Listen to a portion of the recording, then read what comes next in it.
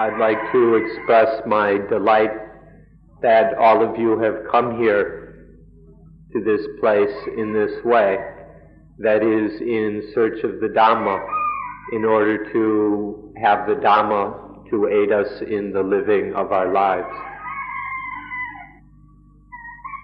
Further, we'd like to point out that this time of day is very appropriate for studying Dhamma. It's a time when the mind is open and ready to receive the Dhamma. Throughout the day, we are filling up our minds over and over again with all kinds of things until our teacup is filled to the brim and there's no more room for anything else to enter. So this is why we speak at this time of day. Please make your minds ready for receiving the Dhamma. Most flowers open at around this time of day, in the early morning, at dawn. The Buddha awakened under the Bodhi tree just before dawn. So this is a time that's very appropriate for our minds to open and to receive that which is profound, that which is subtle, namely the Dhamma. The topic of today's talk is finding the coolest point in the iron furnace which is blazing with intense heat. Finding the coolest point in the intensely burning furnace. Many people think it's crazy to look for the cool point in a burning furnace, one that's very intensely hot. And they think it's even crazier when we say that this body is that very burning furnace. Nonetheless, whether they think it's crazy or not, this is what we're going to speak about. How to find the coolest point in the middle of the blazing iron furnace of this body.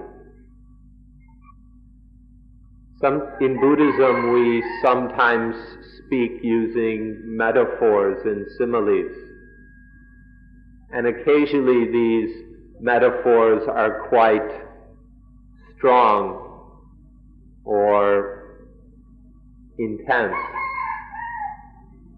such as the one we're using this morning. If you understand this metaphor that we're using today, then you will understand Buddhism. There's a quote from the Buddha in the Pali language which we'd like you to hear. Sappang Bhikkhave Atittam, which means he was speaking to some monks, and so, monks, all things are blazing. All things are blazing or burning. Injang Bhikkhave Sappang Atittam, which means, monks, all these blazing things, what are they? This word atitang is another name for the sun. And so the meaning here is something that's flaming, that's bursting with flames or blazing with flames. Jakung Bhikkhave Atitang. The eyes are blazing or flaming. Rupa Atita. All the forms are blazing. Jakku Vinyanang Atitang.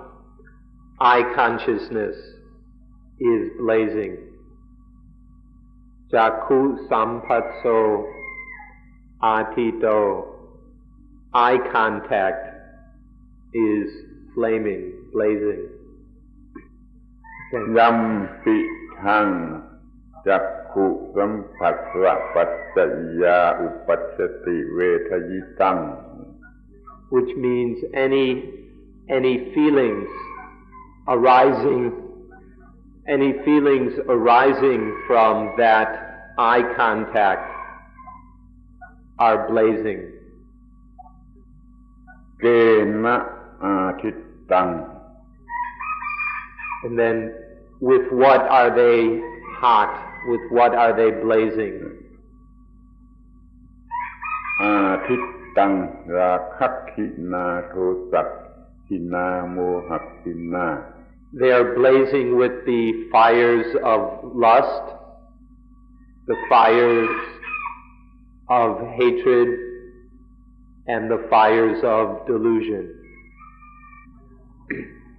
This passage continues with quite a bit of detail, but what we've repeated so far is enough to get the point, which is that the senses are six senses, and the things that come into contact, which make contact with our senses, and then the feelings that arise due to sense experience. All these things are flaming, are blazing with intense heat. And the same thing is true of all six senses, not just the eyes, but also the ears, the nose, the tongue, the body sense, and even the mind sense. All the senses and the things related to them and the feelings dependent on them, all of these are blazing, are flaming. When we speak of the eyes, ears, nose, tongue, body, and mind, and all the things connected with them, we're speaking of nothing else but this very body here, of these bodies, these lives of ours. And so the message is that these bodies of ours, these lives are blazing with intense heat. A very valuable word which will be of great benefit to you once you understand it is the word ayatanika dhamma, which means the things associated with, the things connected to and dependent upon the ayatana. The ayatana are the senses, the eyes, ears, nose, tongue, body, and mind. And so the ayatanika dhammas are all the dhammas or things connected and related to the senses. This is a word well worth your remembering and studying. So the ayatanika dhammas are the things associated with the senses. And we're going to go through what these various things are. They come in stages or levels of development. The inner ayatana or senses are the eyes, ears, nose, tongue, body, and mind. The outer ayatana are the pairs, the things that match up with the sense organs, namely forms, sounds, odors, flavors, physical sensations, and mind objects. Then there is the consciousness, the knowing of the sense objects. This consciousness called vijnana. There are 6 kinds. eye consciousness, ear consciousness, nose, tongue, body, and mind consciousness. One for each of these 6 ayatana. When there are these 6 kinds of sense consciousness, then there are also the 6 kinds of phassa, or contact, which means sense contact, sensual experience. When there are these 6 kinds of contact, then there are 6 kinds of feelings. The feelings dependent upon the eyes, the ears, the nose, tongue, body, and mind. If we count the different groups or sets, then there are the first is the inner senses, the sense organs, then the outer senses, the sense objects, then the 6 kinds of sense consciousness, then the 6 kinds of contact, and finally the 6 kinds of feeling. There are five sets, each having 6 members. And altogether there are 30 things. 5 sets of 6 means 30 members or elements. This is a general principle throughout the Buddhist scriptures. The Buddha talked about these 30 things over and over again. All the Dhamma he taught had to do with these 5 groups or these 30 things. Now these things shouldn't be so very difficult for you to observe yourself. You can just close your eyes and observe for yourself right now the eyes, the ears, the nose, the tongue, the body, and the mind. All of these 6 senses are right here.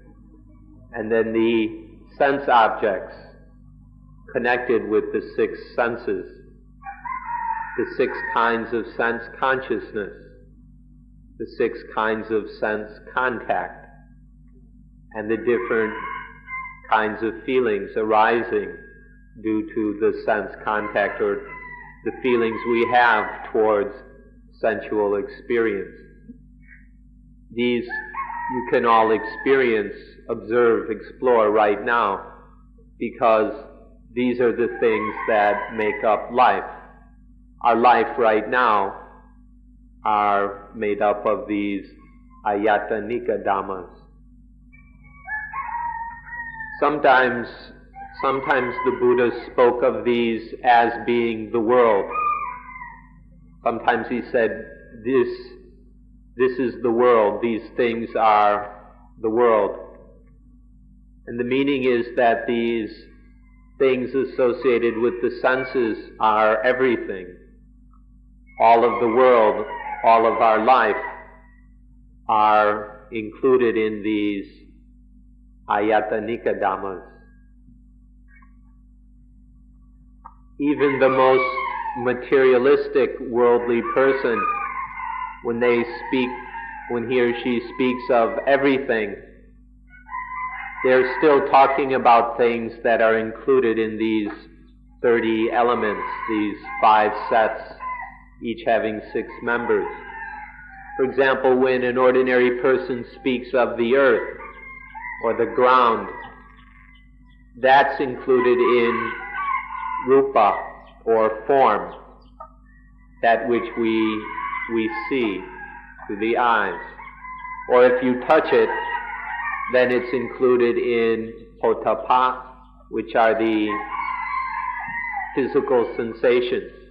It's the physical object that is experienced. And the same with sounds.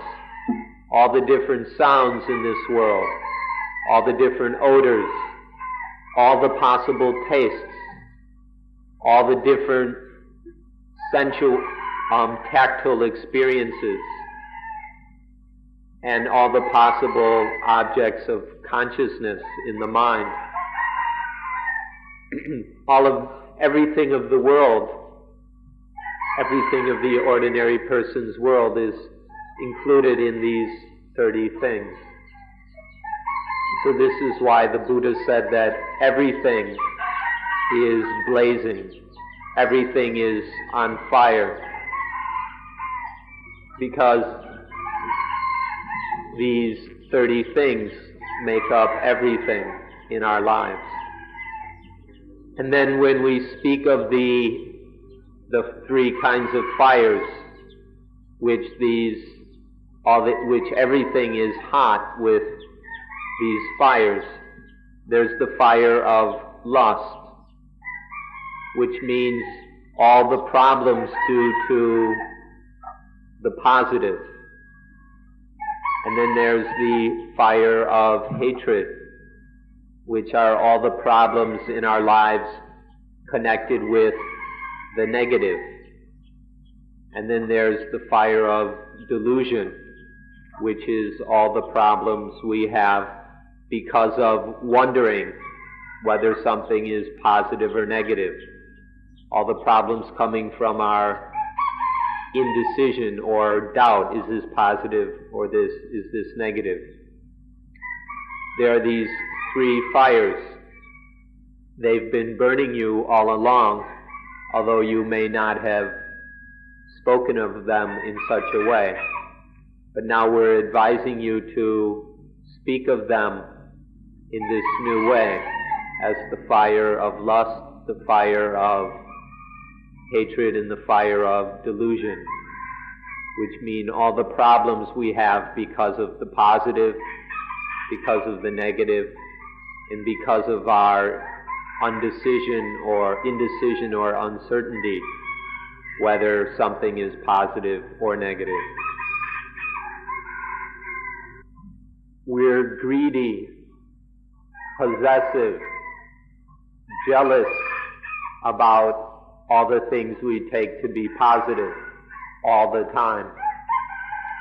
We feel anger and fear, hatred towards the things we take to be negative all the time.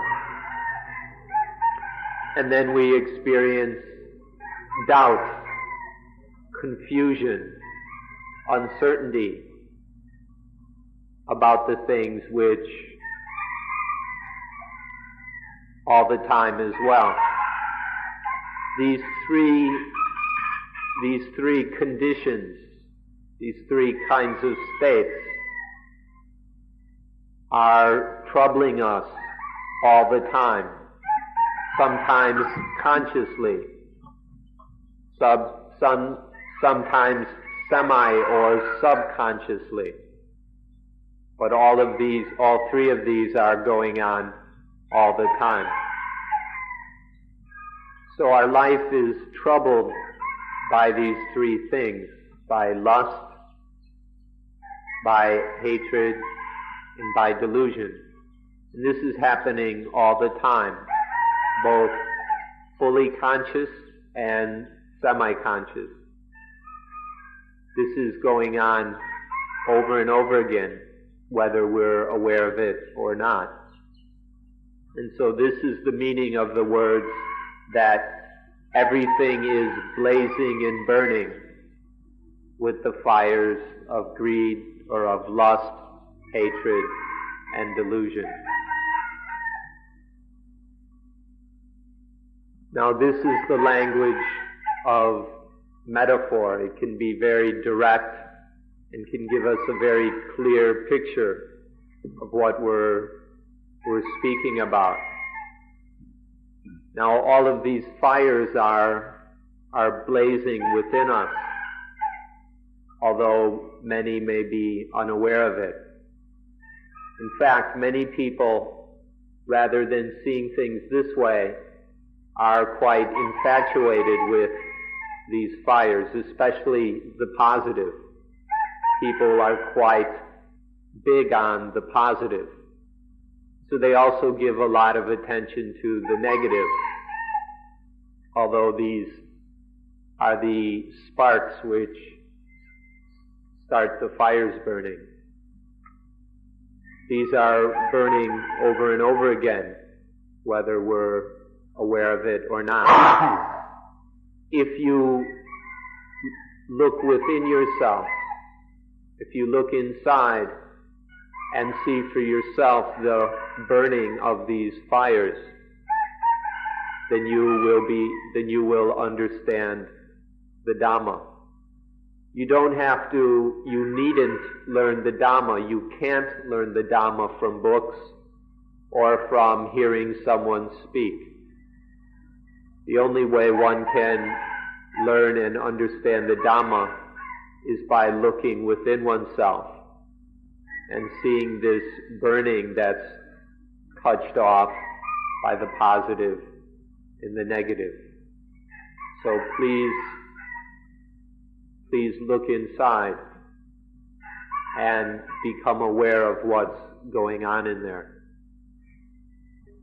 The next metaphor is that lust is a wet fire, and then hatred is a dry fire, and finally delusion is a dark fire. There are wet fires, dry fires, and dark fires. If you understand this metaphor, you'll understand Dhamma easily. If you have yet to see that these things are fires, then you will have difficulty in understanding Buddhism. You'll have trouble understanding Dhamma. But when you look and see that the positive is a fire, that the negative is a fire, and that uncertainty over whether something is positive or negative, that too is a fire. When you recognize these fires, then you will have no difficulty understanding Dhamma. Now, these fires don't just burn the individual. It's not like these fires are just inside everyone. These fires are also blazing all over the world. These fires are burning up the world. This is quite obvious these days. There are numerous examples. For example, when there is the fire of the positive, then it leads to selfishness. And because of the selfishness, a person acts in ways that are setting fires and causing problems all around one. And so these fires within set the world on fire as well. And so we can quite easily say the world is blazing with these fires. But it turns out that we like these fires quite a bit. We're quite happy with the fire, especially of the positive. We think it's really great, all this positive burning. When there is something positive, it leads to wanting it. It leads to a kind of love, to a lustfulness, and which in turn becomes selfishness. And then we act in all kinds of selfish ways, speaking, thinking, and physical actions which are thoroughly selfish, and that means very hot.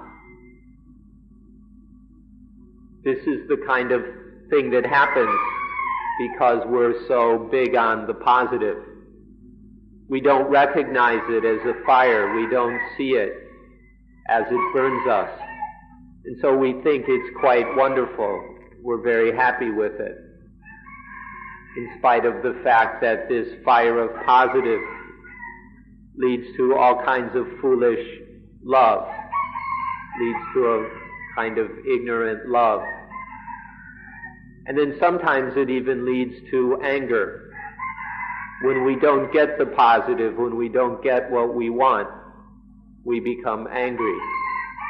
And so the one fire ignites another fire, and the fire spreads through selfishness and selfish actions. We'd like to raise a few examples of the fires which are commonly burning us in life. We'll mention about 10 of them. Please listen carefully. The first is love. Love is a fire that people are crazy about. This is a very popular fire, although it scorches and roasts our hearts over and over again. But people really like it, getting scorched and burnt by love. The next is anger. All you need to do is remember the last time you were angry, and you'll see immediately that it's a fire. The next is hatred. Hatred which is irrational, has no basis. The funny thing about hatred is that it bites the hater. It bites the one who is hating. The object of the hate doesn't feel a thing. The next is fear. Irrational, senseless fear. Unconscious fear that's troubling us all the time. This is the fourth example. The next is excitement. This is one that everybody likes very much. People go out and drink to get excited, or they do drugs, or they go dancing, or they find games to play in order to get excited. Then there's worry and anxiety about things that haven't even happened yet. We take something small and we think about it so much that we blow it up into something big. And then we worry and fret about just some small thing that hasn't even happened yet.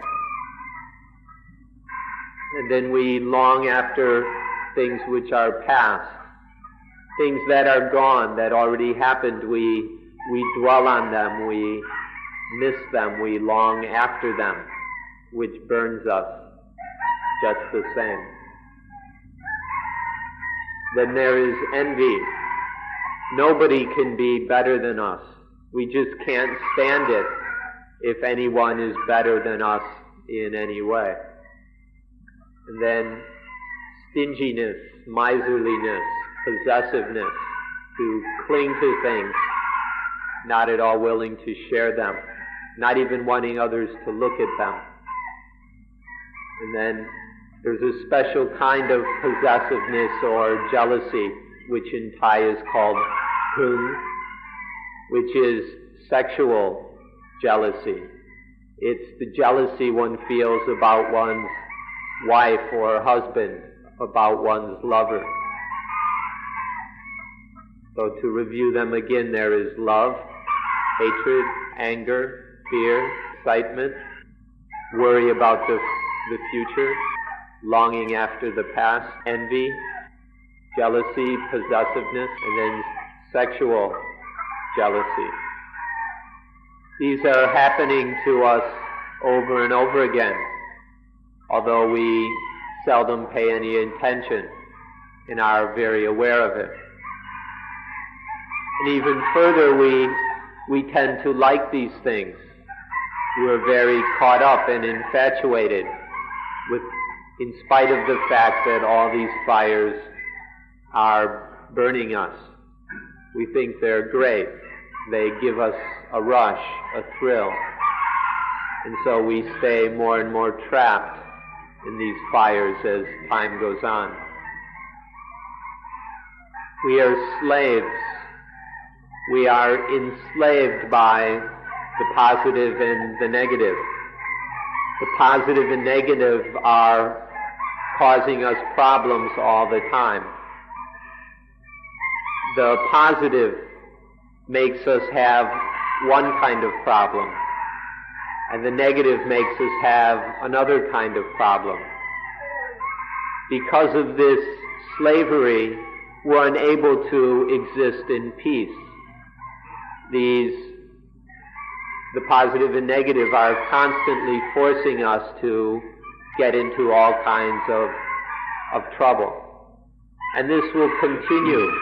This enslavement will carry on until we can become the master, until we become masters of positive and negative, so that they have no more power over us, and that instead we have power over them. Only then can we become free. Only then can we escape from the problems which the positive and negative are forcing on us. In the Jewish Bible, this fact is made quite clear right from the very start. The danger of the positive and the negative is pointed out from the beginning of human existence. God warned Adam and Eve that they should never eat from the fruit of the tree of the knowledge of good and evil. He warned them if they ate that fruit that they would die. But then Adam and Eve didn't listen. They went and ate the fruit, they ate the apple, and ever since they've been having problems because of the positive and because of the negative. God warned them from the start, but because of this original sin, they've been having problems ever since. This, right at the start of the Bible, makes it very clear about the danger of the positive and the negative. Now, because the Christians also believe this or follow the Bible, it means that to be a good Christian, one must have a mind that is above, beyond the influence of the positive and the negative. To be a good Jew, one must follow God's original command, which is to not be trapped in the positive and the negative. If one obeys God's wish, then one is a good Jew, a good Christian, and also a good Buddhist, because the heart of Buddhism, the essence of Buddhism, is having a mind, a heart that is above and beyond the power of the positive and negative. In the East, the message is the same. In Taoism of Lao Tzu, the teaching of Lao Tzu in China is that one should not attach to yin and yang. If one clings to yin or yang, that's the same as attaching to the positive and the negative. As soon as one attaches to them, then all kinds of troubles are pulled down on our heads. So even in the Far East, there is this message to not attach to positive and negative. If one is a slave to the positive, one must love. If one is a slave to the negative, one must hate. If one is a slave, one is constantly being pushed around by these emotions, and we have to struggle and fight all the time. It's too much for us. It drives us crazy, creates great pain and misery for us. And so the teaching of Taoism, of Judaism, Christianity, Hinduism, and Buddhism is the same. All of these traditions teach that we should be above and beyond the power. We must raise our minds above the influence of positive and negative. As soon as we attach to the positive or the negative, a flame bursts out. As soon as there is attachment to one of these, the flames burst forth, and life becomes a blaze, becomes a torment. Whenever we attach to the positive and the negative, this life becomes a burning furnace, a blazing furnace, instantly. At Christmas time or on birthdays, or when people go to the church or the temple to get a blessing, they're always given something positive. We're always wishing people the positive, because we don't know that we're just wishing them to be burnt, to get blasted and scorched by these fires. We mean well, but we're just wishing people more burning. Another fire which you are able to see but you never bother to look is the fire of time. Always having to be running, competing and chasing after time. The more we attach to positive and negative, the more desire there is. The more desire there is, the faster time runs. When we have a lot of desire, then time runs very fast. It's so fast we can never keep up. When our desires are strong, then time is always way ahead of us. And this creates lots of suffering for us, because we can never keep up, because we're always behind this time. We are often made miserable. This is because we attach to the positive and the negative. Please understand the meaning of time in Buddhism. The ordinary time that you have and know about is an external kind of time, the time of clocks and the changing day, which isn't any kind of a problem for us. But you need to understand the meaning of time as we understand it in Buddhism, because this time is a tremendous problem for us. In Buddhism, time is the gap or the separation between desire and the object of desire. As soon as we desire something, there is a separation between the desire and what we want. Otherwise there wouldn't be any desire. And this gap is time. The stronger the desire, the faster time runs, and the more it torments us. So this is the meaning of time in Buddhism. The way to end time is to end desire. If you kill the desire, then time ceases. If we stop desiring positive and negative things, then time ends, and we don't have to go chasing after it anymore. To understand this kind of time, we need to look within to see how we're attaching to the positive and the negative. Now, as soon as there's desire, there is time. But once desire gets its object, then time ends. But then usually another desire arises, and so time is constantly recreated because of our ignorance.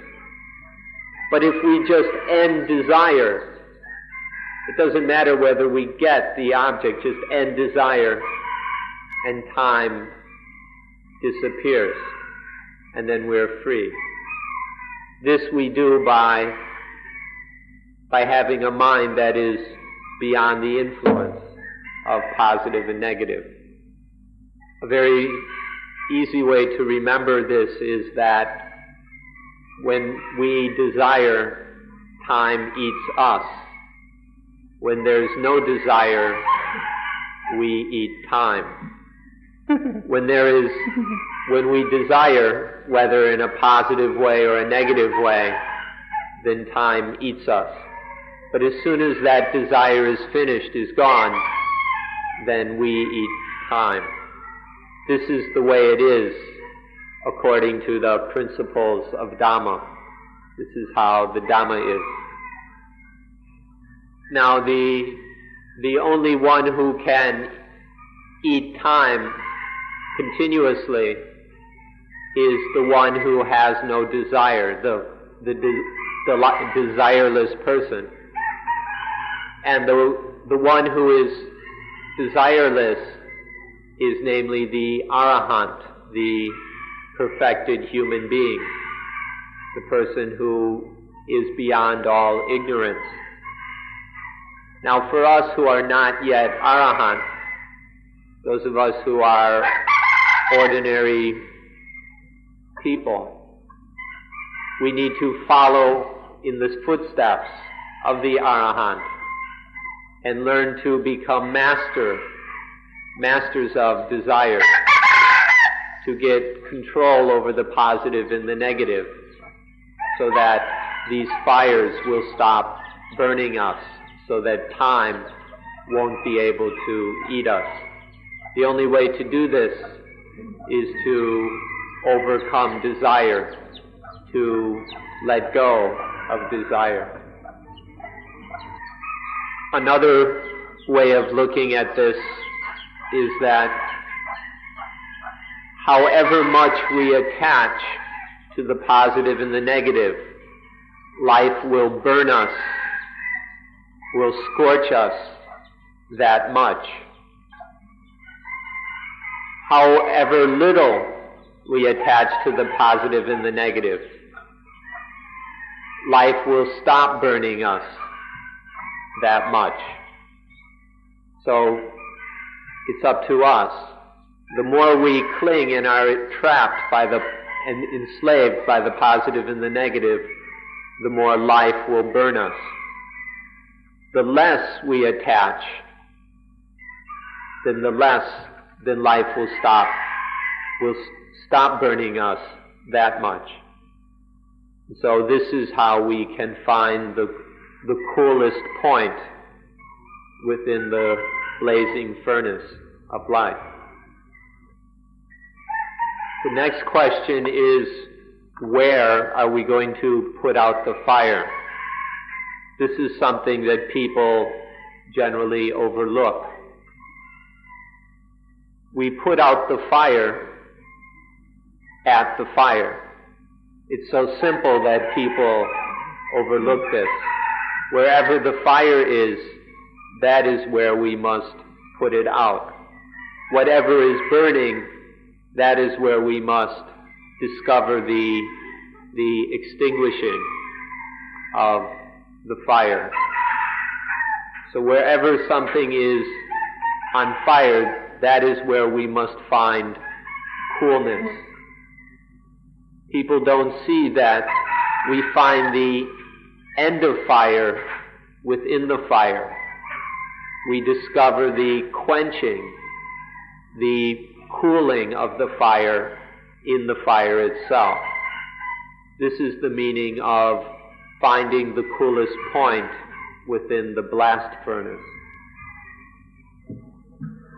So when the eyes, ears, nose, tongue, body, and mind, when the sense objects, sense consciousness, sense contact, and the feelings, when these are the things that are burning, when the senses and the things connected with them are the things that are on fire, that's where we must put out the fire. We put out the fire in the eyes, ears, nose, tongue, body, and mind, and the things connected with them, consciousness, sense experience, and the feelings. This is the same as if you have a blast furnace, you have to put out the fire in the blast furnace. That's the only way to cool it down. And in the same way, we need to extinguish the fires that are blazing and burning our eyes, ears, nose, tongue, body, and mind, and the things dependent upon the senses. No matter how hot a blast furnace can be, no matter how many thousands of degrees Celsius a blast furnace can get, one can cool it down by lessening the fuel. If one puts in less and less fuel, then the blast furnace will steadily cool down until the fire can go out and it can cool down totally. In the same way, we can practice to lessen the attachment to the positive and the negative. As high as the flames can blaze, they can cool down just the same. The more we attach to the positive and the negative, the higher the flames will shoot. The less we attach to the positive and the negative, the more the flames will cool down. And so we can practice this way. We can lessen the attachment to positive and negative so that the flames will decrease steadily until one day they go out. There's a statement which we doubt anybody will object to, which is that the more we decrease foolishness, the more intelligence will increase. Just decrease, however much we decrease stupidity, the more the wisdom will increase. In the same way, we lessen the foolishness of attaching to positive and negative. And then the coolness and the wisdom will increase the same amount. So this is a natural law. Lessen ignorance and wisdom increases. So all you have to do is stop feeding the fire. Stop sticking more wood, more fuel in the fire. Just stop foolishly, stupidly attaching to the positive and negative, and the fire will lessen by itself. Just stop feeding the fire, and it will steadily cool down. This is a natural principle. We don't have to do anything special. Just stop feeding the fire. Whenever positive and negative come looking for us, don't receive them, don't welcome them. Embarrass them and chase them away. Whenever the positive and negative come knocking at our doors, don't open the door. Embarrass them and send them running away. We need to do this by becoming masters of the positive and negative. Don't fall under their power. Don't be tricked by them. When the mind is no longer deceived by the positive and negative, then none of the fires can blaze up. None of these fires can scorch us. So embarrass positive and negative. Chase them away. Don't let them trick you anymore. In our Dhamma language, we would just say, don't add ignorance to the contact. Contact or patsai is the sense experience. Don't add any foolishness or ignorance to that experience. When there is some sensual experience, seeing, hearing, smelling, or whatever, don't stupidly cling to it as positive and negative. Don't fall into liking and disliking.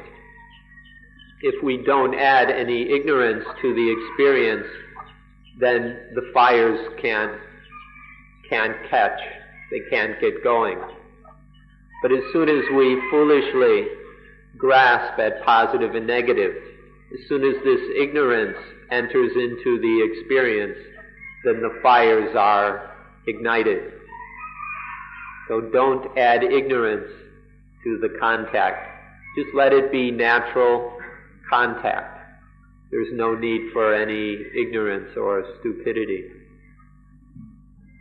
Further, we say don't add desire to the feeling. Once there is contact, feeling arises. Ordinarily, as soon as there is feeling, desire follows. Desire becomes a blind reaction when we are ignorant. If the feeling is attractive, pleasant, lovable, then we want it. There's positive desire. If the feeling is unattractive, unpleasant, uncomfortable, then we want to kill it, and there's negative desire. Ordinarily, these positive and negative desires are just automatic blind reactions of the ignorant mind. But if we don't add this desire, then feeling remains just feeling, and the fires are cooled. By not being stupid about feeling, by not wanting pleasant feelings and wanting to kill unpleasant feelings, by not getting caught up in, being infatuated with, obsessed with feelings, then desire doesn't get added to them. When desire isn't added to feelings, then things will remain cool. Feeling can come in positive forms and negative forms, which leads to positive and negative desires. When the feeling is positive, then we want it. We want to have it or get it or keep it. When the feeling is negative, we want to kill it. And so there are positive and negative desires. And these positive and negative desires lead to positive and negative actions. When there's positive desires, we search for the object of the desire. When there's negative desire, we act to destroy things. And so there are many positive and negative actions in this world which keep the world blazing and on fire.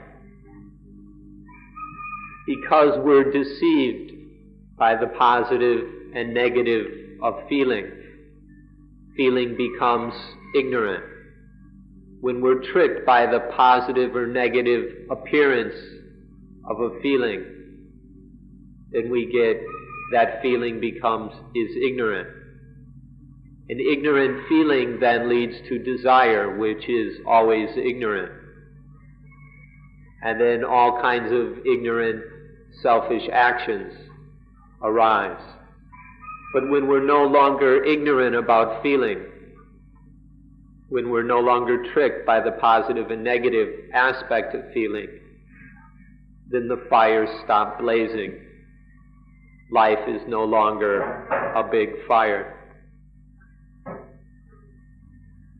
The most evil thing about this all is that this infatuation or being tricked by the positive and negative leads to self. The self or the ego arises because we've been tricked by the positive and the negative. And once the self appears, then there follows selfishness. And selfishness is what causes all the problems in this world. And all suffering, all dukkha, is due to this selfishness. But if we are not tricked, if we don't get stupid about the positive and the negative, then self doesn't arise. The concept of self or the ego doesn't appear. And then there's no selfishness and no suffering. This self or ego is our biggest problem. But when we're no longer tricked by the positive and the negative, then this problem ends. Now, the self is both elusive and delusive. It's an illusion which can delude us. Now, this self, although it can delude us, isn't itself real. It's just an illusion or an hallucination, something we imagine. It doesn't really exist, and it doesn't exist all the time. We think of a self that exists continuously. But if, in fact, the concept of self, the ego, arises just only when we are tricked by the positive and the negative. When we're tricked by positive and negative, ego is born. When we're no longer tricked, ego dies.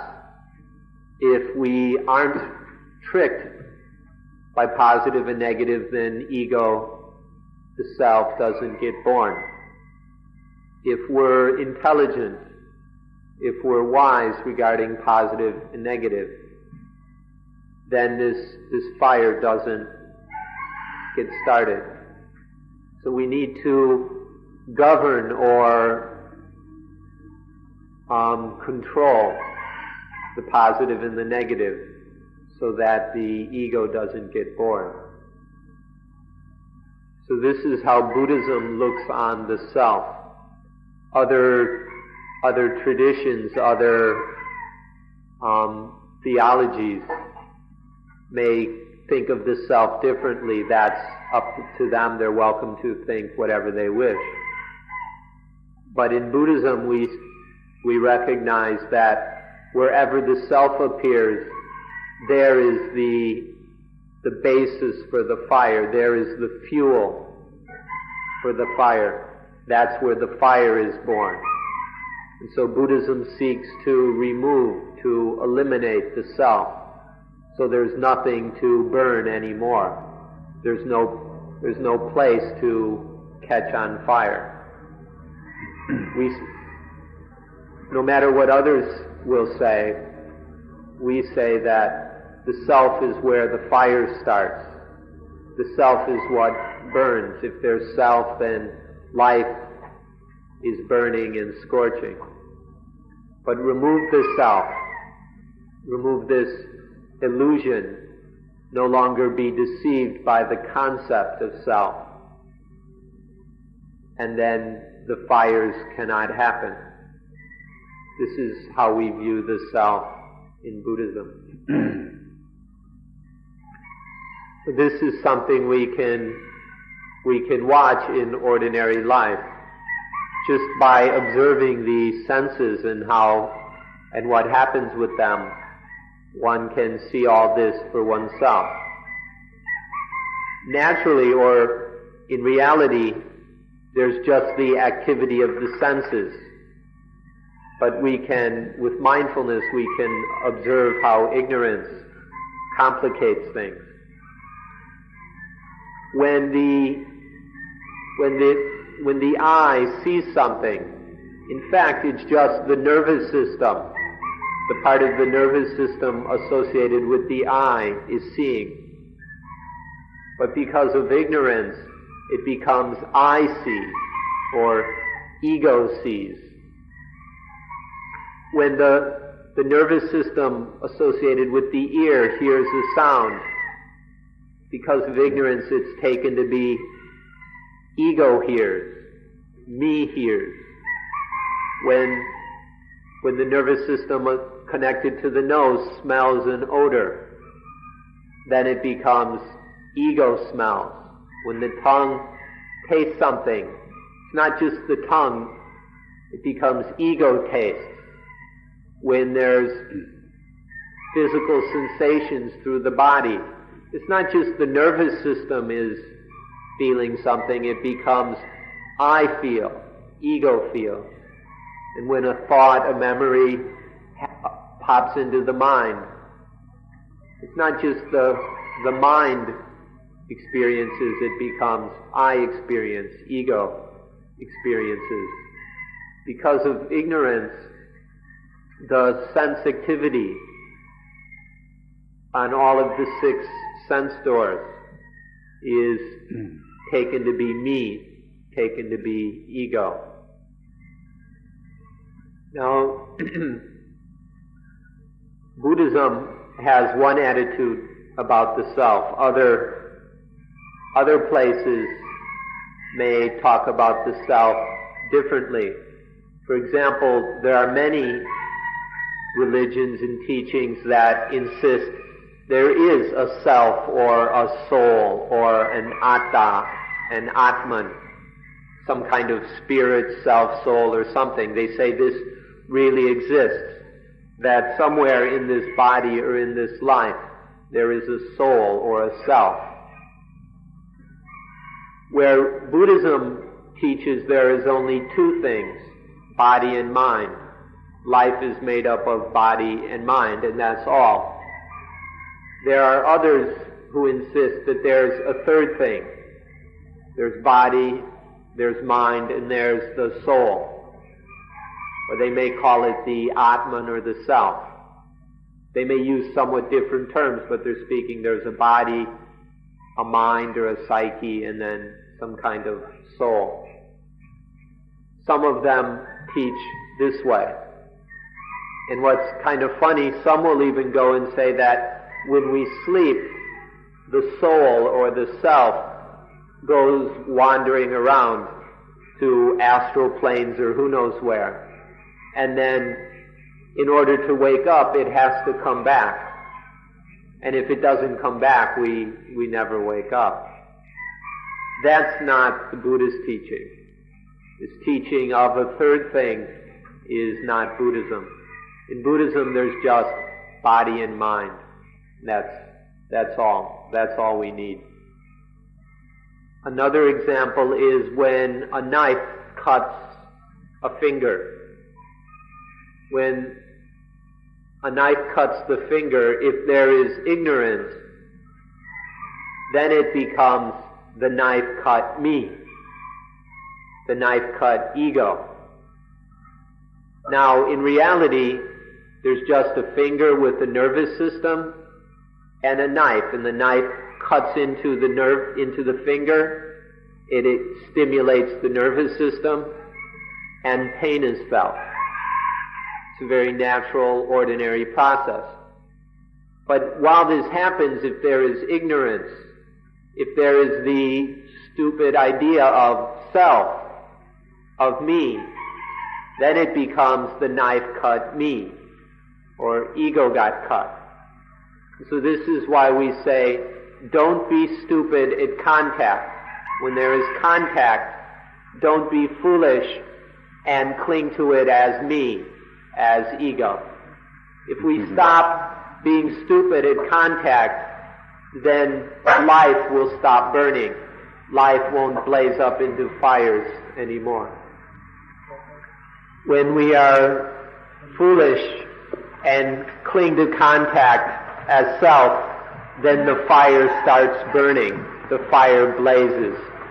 When we end this ignorance, when we stop clinging to the contact as ego, then the fire ceases. The blazing ceases. So it comes down to this: whether we cling to contact as being me or not. No me, no fire. When there's me, there's lots of fire. Things are very hot and painful. So We ask all of you to not be stupid about feeling. Don't let feeling be taken over by ego, and then life won't blaze, won't burn anymore. We'll be able to find the coolest point in the blast furnace. That's all for today's talk. Please try and stay dry. Thank you for being good listeners. That's all for today.